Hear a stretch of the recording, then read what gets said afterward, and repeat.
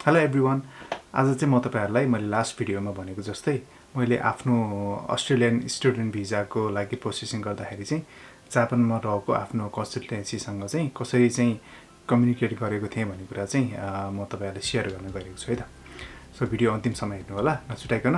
Video मन परेमा like, comment अनि सब्स्क्राइब पनि गरिदिनु होला र त्यो नोटिफिकेसन बेल पनि बजाइदिनु होला है त, so that you won't miss any updates. So let's get started. मेरो काउन्सिलिङ सुरु भएको भनेको चाहिँ अप्रिल 28, 2014 बाट चाहिँ मेरो काउन्सिलिङ चाहिँ सुरु भएको हो हैन। यिनीहरुलाई चाहिँ मैले यो पिओ भन्ने कन्सल्टेन्सीबाट गरेको मैले हैन। यिनीहरुलाई चाहिँ मैले त्यो नेटबाट इन्टरनेटबाट खोजेर अनि त्यसपछि फोन गरेपछि अनि अब स्काइप को थ्रुबाट चाहिँ काउन्सिलिङ गर्ने भनेर अनि त्यसपछि यिनीहरुले यसरी मलाई अप्रिल 28, 2014 मा चाहिँ अब तेरो स्काइप आइडी दे भनेर अनि यिनीहरुले मेल गरेको थियो। अनि त्यसपछि मेल गरेपछि मैले उनीहरुलाई स्काइप आइडी पनि दिएँ हैन। स्काइप आइडी दिइसकेपछि अनि उनीहरुले एउटा काउन्सिलर गरिदिएको हुन्छ के असाइन गरिदिएको हुन्छ हैन। मेरो काउन्सिलर चाहिँ आदाची भन्ने थियो हैन, मासाको आदाची भन्ने। अनि काउन्सिलिङ चाहिँ सिगाचुको निजुको निची खायोबीको 4 बजेबाट राखेको थियो। अनि त्यसपछि त्यसपछि कुरा गरियो हैन। अनि कुरा गरिसकेपछि अब आज चाहिँ हुन्छ स्काइप दे जिकान नै त कि यार यो त गजाइमास्ता भनेर यसरी अब इमेल पठायो हैन। अब यसपछि चाहिँ अब डिपोजिट यिनीहरुको प्रोसेसिङमा चाहिँ के छ भन्दाखेरि सुरुमा मैले त्यतिखेर चाहिँ 2 मान चाहिँ उनीहरुलाई डिपोजिट राखेको थिएँ। त्यो डिपोजिट चाहिँ अब त्यो प्रोसेसिङको लागि अब यदि भिजा आयो र भने चाहिँ त्यो सब फिर्ता दिन्छ, भिजा आएन भने चाहिँ उनीहरुले राख्छ हैन। हो त्यो डिपोजिटको लागि चाहिँ अब डिपोजिट पठाइदिए भनेर यिनीहरुले भनेको छ हैन। अनि त्यसपछि यिनीहरुलाई मैले 2 मान चाहिँ फुरिकमी गर्दै थिएँ। अनि यो चाहिँ कहिले गरेको भन्दाखेरि अप्रिल 29, 2014 मा चाहिँ मैले यिनीहरुलाई 2 मान चाहिँ हाल्दिसकेपछि अप्रिल 30 मा चाहिँ यिनीहरुले पायो हैन, डिपोजिट पाए भनेर त्यो मेल गर्यो। अब त्यसपछि चाहिँ अब फर्दर प्रोसेसिङहरुको लागि चाहिँ यिनीहरुले अनि प्रोसेसिङ अगाडि बढायो भनौं न। अनि अब यो भनेको चाहिँ यिनीहरुले कसरी चाहिँ गर्छ हैन, प्रोसेसिङहरु कसरी गर्छ भनेर उनीहरुले एउटा एक्सप्लेनेसन दिएको हो हैन। एकचोटी भिडियो पज गरेर पनि हेर्न सक्नुहुन्छ। यो चाहिँ जापानिजमा छ हैन, तर उनीहरुलाई ल मैले चाहिँ जापानिज अब त्यति खासै राम्रो छैन भन्यो भने इंग्लिशमा पनि उनीहरुले गर्दिन्छ। मलाई पनि सोधेको थियो केमा कम्फर्टेबल छस्, इंग्लिशमा छस् कि जापानिजमा छस् भनेर सोधेको थियो। मैले चाहिँ अब जापानिज भए पनि हुन्छ, जे भए पनि हुन्छ भनेर भनेको थिएँ। उनीहरुले त्यसपछि चाहिँ मैले चाहिँ जापानिजमै कुरा गरेको हो हैन। अनि त्यसपछि आएर मे 2 मा चाहिँ अब प्रपर एउटा काउन्सिलिङ हुन्छ नि, त्यो प्रपर काउन्सिलिङ चाहिँ स्टार्ट भयो हैन। अनि त्यसपछि चाहिँ अनि प्रपर त्यो युनिभर्सिटीको लागि चाहिँ अब के चाहिन्छ भनेर एउटा थान्तो हुन्छ कि, एउटा थान्तो चाहिँ हामीलाई फर्दर असाइन गरिदिन्छ। त्यसपछि यो नाकामुरा भन्ने चाहिँ मलाई असाइन गरिदिएको थियो हैन।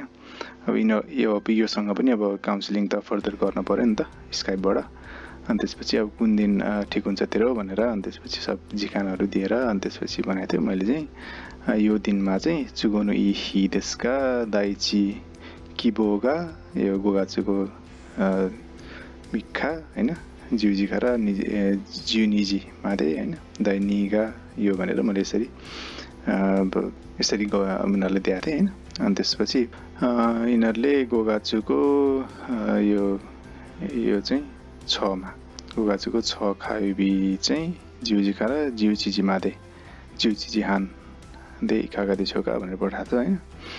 अनि त्यसपछि मैले नाकामुरा-सान यो दाइजु प्रदेश भनेर अनि त्यसपछि जिकान ओमाचिसितेओरिमास भनेर यसरी मैले पठाएँ इमेल हैन। अनि त्यसपछि अब यो त्यतिखेर यो याकु भयो भनौं न, जिउजिखा र काउन्सिलिङको नो गो यो याकु भयो भनौं न।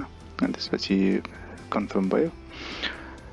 अनि त्यसपछि आएर मे 5 मा आएर चाहिँ अनि अब कुन युनिभर्सिटी जाने हैन कुन के सब्जेक्ट पढ्ने भनेर चाहिँ त्यो आफैले डिसाइड गरेर अनि उनीहरूले भनेपछि अनि उनीहरूले अनि त्यही अनुसारले अब डकुमेन्टहरू के चाहिन्छ भनेर उनीहरूले भनिदिन्छ हैन। अनि मैले चाहिँ सेन्ट्रल क्विन्सल्यान्ड युनिभर्सिटीको सिडनी क्याम्पसमा पढ्छु, मैले चाहिँ मास्टर्स अफ इन्फर्मेसन सिस्टम पढ्छु भनेर भनेको थिएँ। अनि त्यही अनुसारले अनि यिनीहरूले पठाइदिएको छ मलाई है।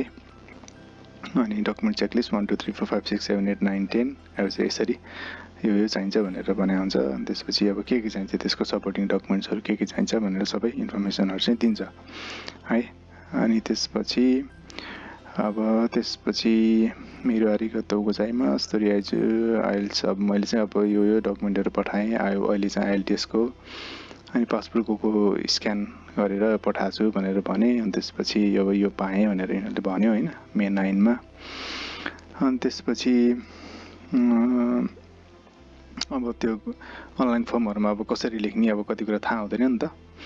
अनि त्यो चाहिँ अब आफूले सोध्न पर्छ के बुझेन भने हैन। त्यसपछि अब मैले चाहिँ कति कुरा बुझाइ थिएन अब कुनमा त्यो फर्ममा चाहिँ कुनमा के लेख्ने भनेर। जस्तै निबन मेनो सिचमुन्नो काउन्सिलर्स नेम नि नाकामुरा सान्नो नामाय खाकुन्देस्का भनेर यसरी सोध्ने हैन। मैले चाहिँ सोधेको थिएँ यिनीहरूले चाहिँ अनि ल यसरी गर्ने हो भनेर यसको मैले सोधेको क्वेशनको चाहिँ यिनीहरूले एन्सर यसरी दिएको छ है। एक्चुअली अब भिडियो पज गरेर हेर्नु होला हैन। मैले सिचमुनिको त थिएँ त कि हरिको त जाइमास् त भनेर यसरी भने। अनि correction of study statement letter अब उनीहरूलाई चाहिँ अब क्याम्पसलाई अब हुन त क्याम्पस अनुसार हुन्छ हैन। कसैले स्टडी स्टेटमेन्ट लेटर सबमिट गर्नुपर्छ भन्छ, कसैले पर्दैन भन्छ हैन। मलाई चाहिँ परेको थियो अनि त्यो स्टडी स्टेटमेन्ट लेटर लेखेर उनीहरूले पठाएको थिएँ मैले। तिनीहरूले चाहिँ त्यो सच्याएर पठाइदिएको थियो कि मलाई। त्यसपछि सच्याएर पठाइदिएर ल यो सच्याएको ठाउँमा चाहिँ उ गरेर नाउसु गरेर मिलाएर फेरि पठा भनेर भनेको छ यिनीहरूले यहाँ हैन। अनि त्यसपछि चाहिँ मैले पठाएँ यो सिकाउने गाइसिमास भनेर। अनि त्यसपछि यिनीहरूले पाएँ भनेर भन्यो। अनि त्यसपछि अब के भइरहेछ त प्रोसेस मैले अब सोधेको छु यहाँ हैन। अब त्यो उनीहरूले चाहिँ अब यसको लागि चाहिँ अझै 6 देखि 8 हप्ता जति लाग्छ अब त्यसको रिजल्ट आउनलाई भनेर यिनीहरूले यहाँ मलाई भनेको छ हैन। अनि त्यसपछि यो चाहिँ अब मैले त्यो क्वेसन सोधेको भएर चाहिँ अब यिनीहरूले सोध्यो होला नि त युनिभर्सिटीलाई फेरि सोद्धाखेरि चाहिँ we acknowledge the receipt of the application for Aditya Khanal. अब आदित्य खनालको एप्लिकेसन चाहिँ हामीले पायौँ भनेर उनीहरूले अब पठाएको छ युनिभर्सिटीले हैन। अनि if we have any further clarification or requirement of any additional documents will contact you भनेर एडमिन अफिसर सेन्ट्रल क्विन्सल्यान्ड युनिभर्सिटीले को एडमिन अफिसरले चाहिँ पठाएको छ हैन। त्यो चाहिँ मलाई फरवर्ड गरिदिएको छ त्यो मेल। अनि त्यसपछि यो 5 जुन 2014 मा चाहिँ उनीहरूले कन्ट्याक्ट गरेर ल तेरो चाहिँ भोलिपल्ट चाहिँ अब 6 जुनमा चाहिँ इन्टरभ्यू फिक्स भयो भनेर भनेको छ। यो चाहिँ युनिभर्सिटीले लिने इन्टरभ्यू हो। यो दिन मैले चाहिँ इन्टरभ्यू दिएको हैन। यो गोजी खारा भनेको छ 5 बजे बेलुका चाहिँ मेरो इन्टरभ्यू भएको थियो हैन। अनि त्यसपछि जुन 5 मा दिएको एकैचोटि जुलाई 2 मा गएर अनि त्यसपछि पास यिनीहरूले उसले चाहिँ ल त चाहिँ पास भइस् भनेर अनि त्यसपछि यहाँ मलाई भनेको छ है। अब फर्दर डकुमेन्ट्सहरू चाहियो नि त। मैले अघिल्लो भिडियोमा पनि भनेको थिएँ एकचोटि अफर लेटर आइसकेपछि अब उनीहरूले फाइनेन्सियल डकुमेन्टहरूको चाहिँ प्रुफ माग्छ भनेर हैन। अनि त्यसपछि एज अ फाइनेन्सियल डिक्लेरेसन फर्महरू यो ट्युसन फीहरू हैन सब यो डकुमेन्टहरू चाहिन्छ। यो annual income proof of students family from all sources, copy of updated pay saving bank account statement हैन। Visa student for Japan or any other country has visited so far, जति पनि कन्ट्रीहरू भिजिट गरेको भिजा हैन जापानकै visa, relationship certificate of students family यस्तै कुराहरू मागेको छ। अनि त्यसपछि अब ट्युसन फी सुरुमा चाहिँ मैले एउटा सेमिस्टरको मात्र पैसा तिरेको थिएँ। ओएसएचसी भनेको चाहिँ स्टुडेन्टको हेल्थ इन्सुरेन्स हुन्छ क्या हो त्यो इन्सुरेन्स प्लस। अनि त्यसपछि एउटा सेमिस्टरको चाहिँ फी तिरेको थिएँ मैले हैन। त्यो पठाएँ भनेर भने मैले। अनि त्यसपछि आएर यो चाहिँ म यो डकुमेन्टहरू पाएँ। अब चाहिँ म त उसलाई पठाइदिन्छु भनेर युनिभर्सिटीलाई फरवर्ड गरिदिन्छु भनेर भनेको छु यिनीहरूले हैन। अनि त्यसपछि मैले एउटा सेमिस्टरको मात्र तिरेको, तर युनिभर्सिटीले चाहिँ फेरि अझै एउटा टर्मको चाहिँ तिर्नुपर्छ। सुरुमा चाहिँ एउटा सेमिस्टरको मात्र तिरे हुन्छ भनेर भनेको थियो, पछि चाहिँ 2टा सेमिस्टरको माग्यो। Payment proof for 1 additional term अनि फाइनेन्सियल म्याट्रिक्स भनेको एउटा डकुमेन्ट हुन्छ हैन। त्यो चाहिँ युनिभर्सिटी अनुसार फरक हुन्छ। अब त्यो तपाईँहरूले एप्लाई गर्ने युनिभर्सिटीमा चाहिँ के माग्छ त्यो अनुसारले अब तपाईँलाई यो बुझाउनु पर्न सक्छ, नपर्न पनि सक्छ हैन। अब त्यो चाहिँ मैले मेरो आफ्नो भएको भएर चाहिँ मैले एउटा इक्जाम्पलको रूपमा चाहिँ यहाँ राखिदिएको हो, तपाईँलाई सजिलो होस् भनेर हैन। अनि त्यसपछि अझै एउटा सेमिस्टर पैसा मागेको छ। अनि त्यसपछि मैले चाहिँ म तिर्छु भनेपछि I have talk to Aditya अनि डियर सासी, यो चाहिँ उसले मेरो काउन्सिलरले चाहिँ यो युनिभर्सिटीसँग गरेको कन्भर्सेसन हो। यो चाहिँ मलाई फरवर्ड गर्दै थियो। I have talk to Aditya and he has agree to pay for 1 more term. You will make payment of AUD 9240। यो चाहिँ एउटा सेमिस्टरको, अर्को सेमिस्टर गरेर को पनि 9240 प्लस 1000 समथिङ गरेर मैले 20,000 हो कि 21,000 समथिङ AUD चाहिँ मैले तिरेको थिएँ हैन। हो यो OSHC चाहिँ 1014, यो चाहिँ एउटा सेमिस्टरको हैन। फी चाहिँ यति लाग्छ हैन। अनि त्यसपछि यति तिरेको थिएँ मैले। अनि अब यो डकुमेन्टहरू चाहिँ चाहिन्छ भनेर अब त्यही अनुसारको कन्भर्सेसन भनौँ न अहिले गरेको थिएँ। अनि यो चाहिँ अब बिचबिचमा अब के डकुमेन्टहरू पुग्दैन, तिनीहरूले त्यही अनुसारले माग्छ कि। अब जस्तै यसमा 3 महिनाको स्टेटमेन्टहरू, ब्याङ्क स्टेटमेन्ट चाहिन्छ। अब हुन्छ नि त्यो गएको सबै कुराहरू त्यो 3 महिनाको चाहिँ चाहिन्छ भनेर भनेको थियो मलाई हैन। अब त्यो सब डकुमेन्ट आइसकेपछि मैले सुबेतेनो स्योरी तोदो किमास नदे ओकुरिमास योरिसिको इंगासिमास भनेर यसरी मैले पठाएको छु तिनीहरूलाई।